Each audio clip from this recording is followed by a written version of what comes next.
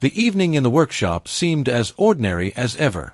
The sun was gradually fading below the horizon, flooding the room with warm orange light that filtered through the dirty windows. The air was saturated with a familiar aroma of oil and metal, and, as usual, I was going to close this day and go home. My hands are tired, but still, a well-spent day, the work is done, and ahead is a quiet evening.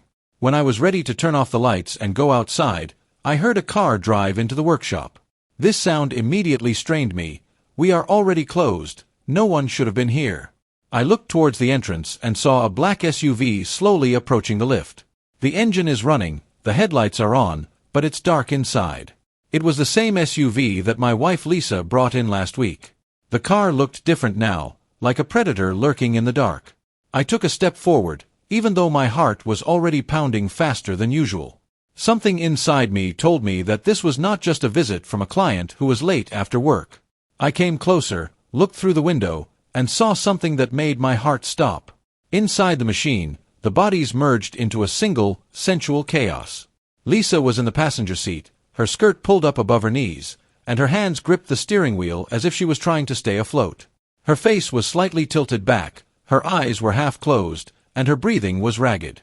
The guy, the cocky bastard who was with her last time, bent over her, his hands exploring her body hungrily, as if he couldn't get enough of this moment. Everything that was happening was enveloped in the dim light of the dashboard, and this light illuminated Lisa like in some damn perverted movie.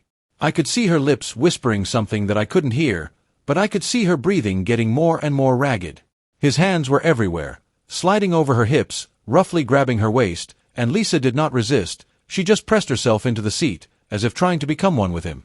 They were engrossed in each other as if the world outside that damn SUV had ceased to exist. Her fingers dug into his back, and her body trembled at every touch. Her legs were wrapped around his hips, and she moved with him like a puppet that had lost its will. I saw how her face expressed ecstasy, how her lips trembled with excitement, and how this guy enjoyed her submission. The world around me collapsed, and I felt rage gradually filling my body, like slowly boiling water. I didn't remember opening the car door, but the next thing I realized was the sound of fabric tearing and a hoarse scream that came from the guy's throat as I dragged him outside. Before he knew what was happening, I grabbed him by the shirt and threw him to the ground. Lisa screamed, but her scream was not full of horror, but of shock at how quickly I was there. The guy tried to get up, but I hit him with such force that his head snapped back, hitting the concrete floor. He groaned, blood spurting from his broken nose. I couldn't stop. My rage was uncontrollable.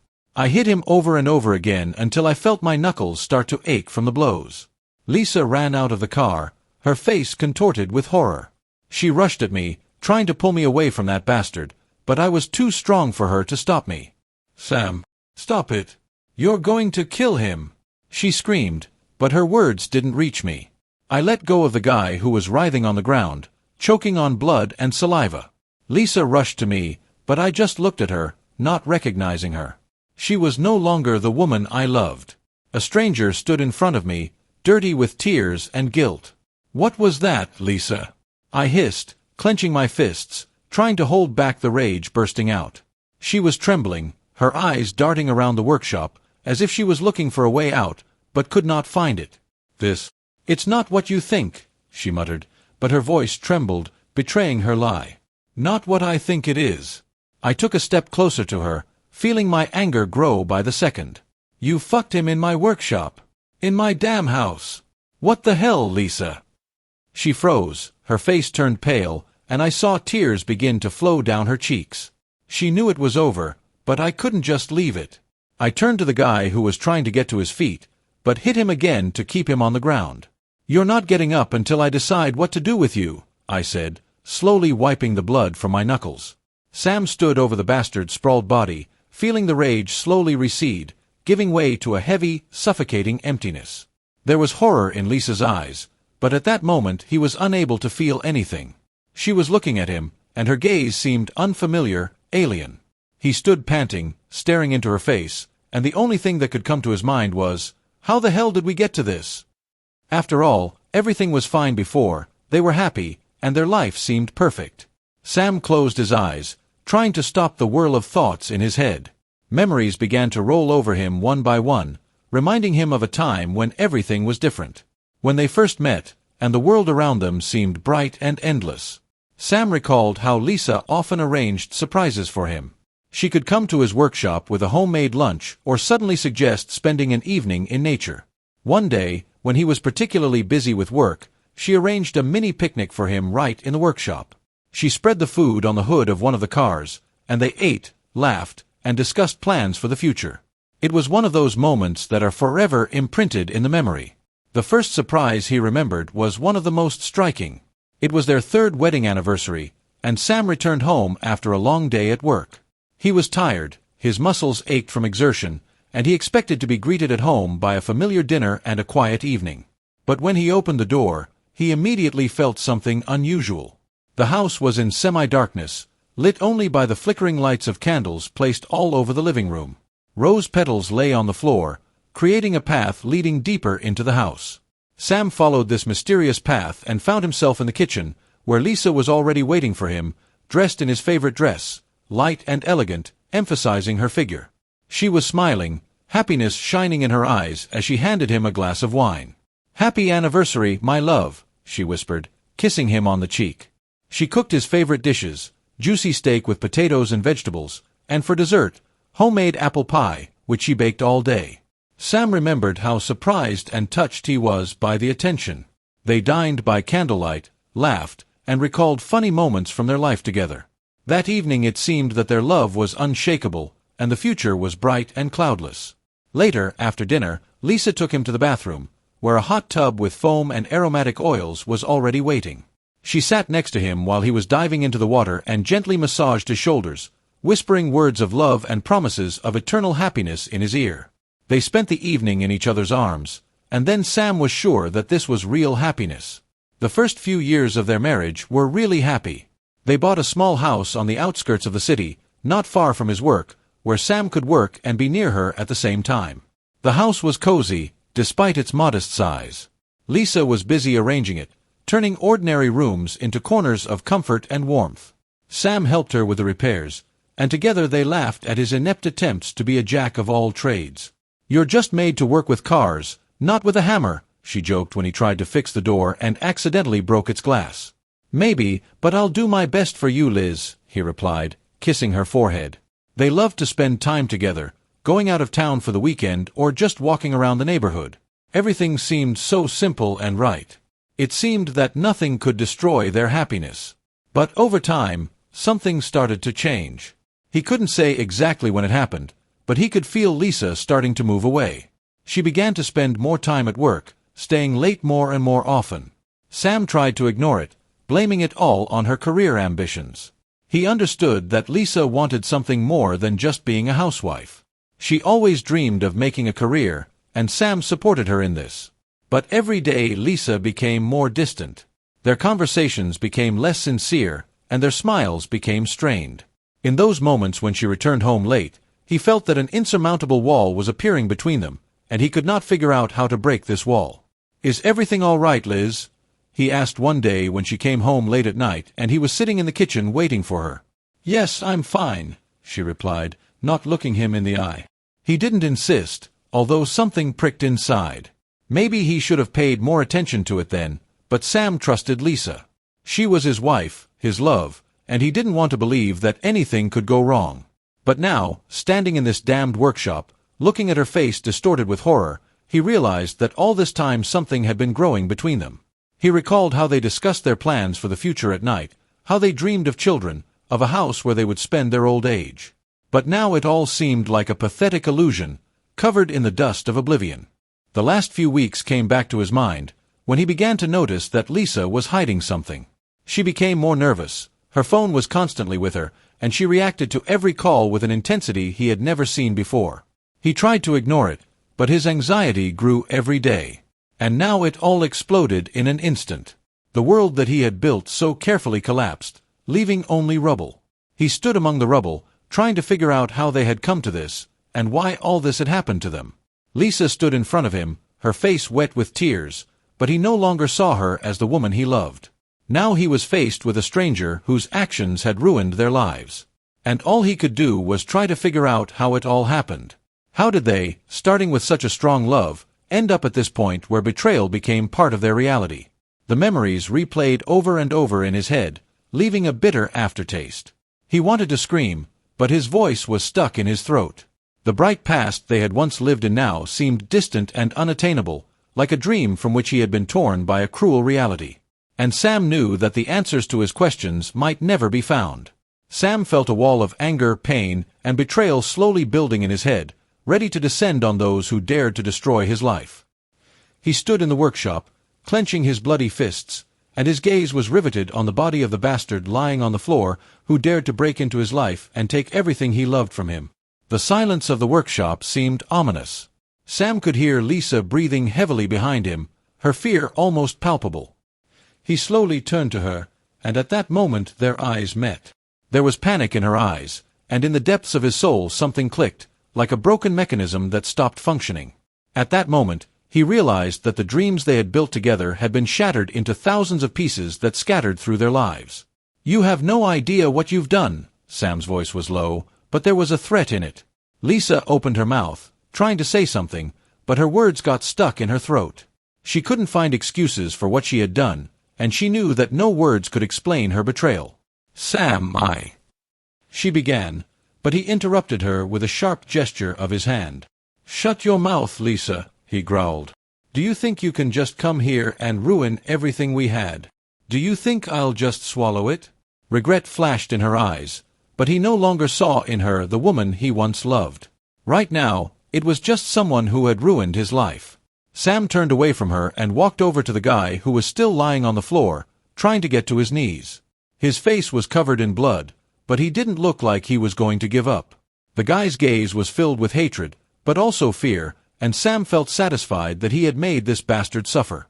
"Get up," Sam said softly, and his words sounded like an order.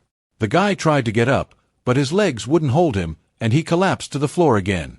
Sam came closer, grabbed him by the collar of his shirt, and abruptly lifted him to his feet. The guy was staggering, but managed to stay upright. "Did you think it would be fun?" Sam asked, looking straight into his eyes. "Did you think that you would just take my wife and leave without consequences?" The guy opened his mouth to say something, but before he could, Sam's fist slammed into his stomach with such force that the air flew out of his lungs.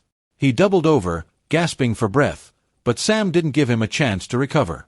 Grabbing him by the hair, he slammed his head against the hood of the car, leaving a bloody trail on the metal. "This is for you for every happy day you've ruined," Sam whispered, feeling his rage build with each blow. The guy groaned, but did not resist. He was too weak to do anything, and Sam took advantage of it to let out all his pain, all his hatred. Each blow was revenge for broken dreams, for a lost future, for a life that now seemed to him only an illusion. Lisa stood nearby, clutching her arms to her chest, unable to take her eyes off what was happening. She was aware that she was the cause of this chaos, but she couldn't bring herself to intervene. Fear held her down, and the only thing she could do was watch her husband, the very man she once loved, turn into a monster driven by a thirst for revenge. Sam finally stopped, feeling his breathing falter and his hands begin to shake with fatigue. He looked at the guy who was lying on the hood of the car, making barely audible moans. His face was covered in blood, his eyes were closed, and Sam realized that he had lost consciousness.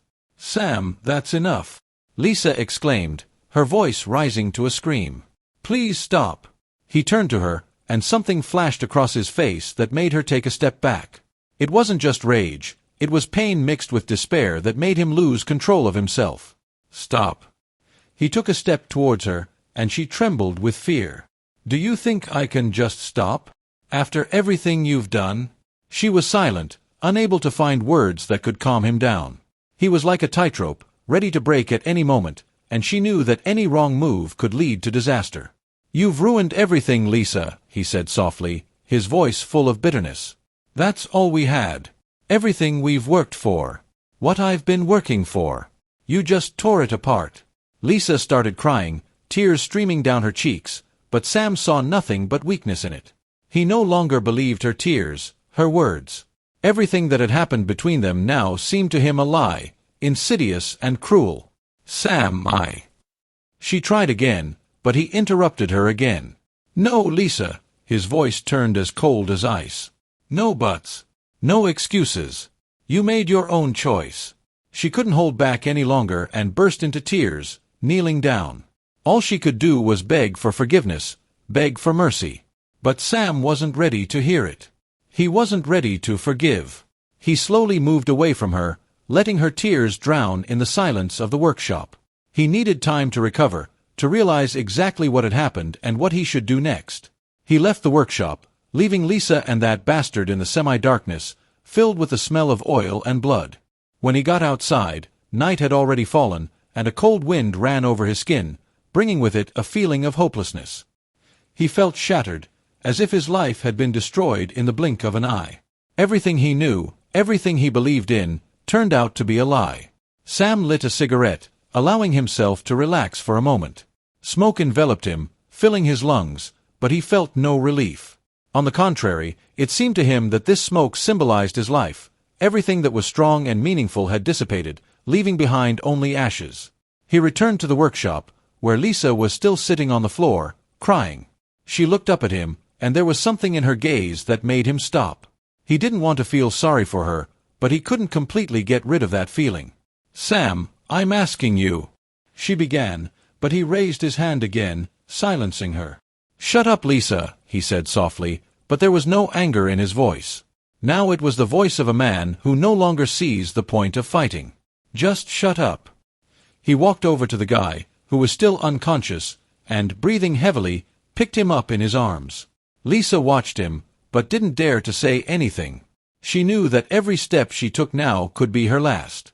Sam carried the guy outside and gently laid him on the ground.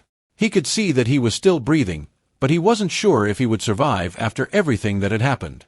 But it didn't matter now. All he wanted was for this nightmare to finally end. When he returned to the workshop, Lisa was already standing with her hands clasped to her chest, her face pale and scared. Sam looked at her, and a deep sadness was reflected on his face. "Go home, Lisa, and pack your things," he said quietly, and Lisa obediently left. 30 minutes later, Sam was standing in the doorway of their house, watching Lisa hurriedly put her things in a suitcase. There was a kind of panicked haste in her movements, but at the same time she lacked the old confidence with which she had once won his heart. She was now just a woman who understood that her world was falling apart and couldn't do anything about it. Lisa didn't dare look up, but Sam could still feel her fear. There was tension in the air, like before a thunderstorm, and each of their looks could be the last nail in the lid of their broken marriage. The whole house seemed to freeze, waiting for him to take his last step to finally ruin everything they had. He was silent, watching her, remembering all the moments they had lived together. They had once been happy, but now it seemed like such a distant, almost fantastic story. Lisa was his dream, his companion, his support. But now she has become a stranger, destroying everything in her path. "You shouldn't have done this to him," Lisa whispered, not looking up from her packing. There was reproach in her voice, but more fear. Sam didn't answer.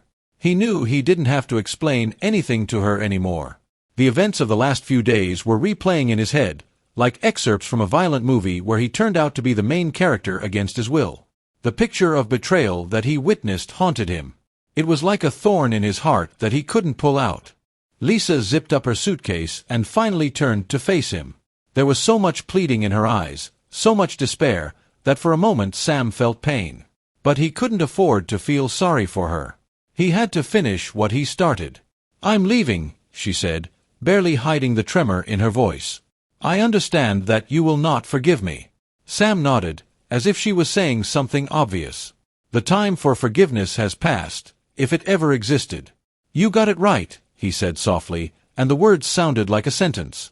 Lisa took a step forward, as if trying to say something, but then stopped. Her face contorted in pain, but she could no longer hide what she had done. "Sam," she began, but he held up his hand, stopping her in mid-sentence. "Don't, Lisa." His voice was as cold as steel. "We have nothing more to talk about." She froze in place, her eyes filled with tears, but Sam no longer saw the point.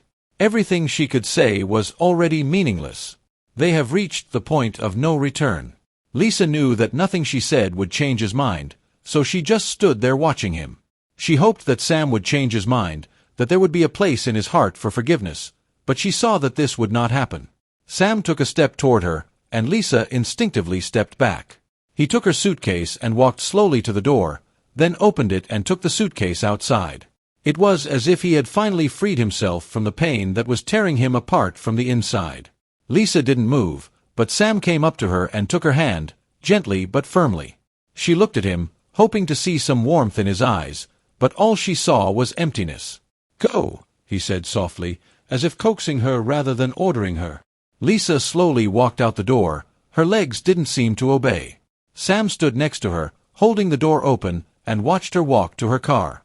With every second she was outside, his heart was getting more and more petrified, but he couldn't afford to hesitate. When Lisa opened the car door and put her suitcase in the back seat, she stopped for a moment before getting behind the wheel.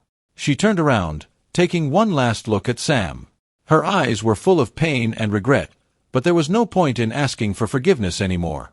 She knew that she had lost more than just their marriage. She had lost his trust, his love, and perhaps herself. "I will always love you, Sam," she whispered, her voice trembling.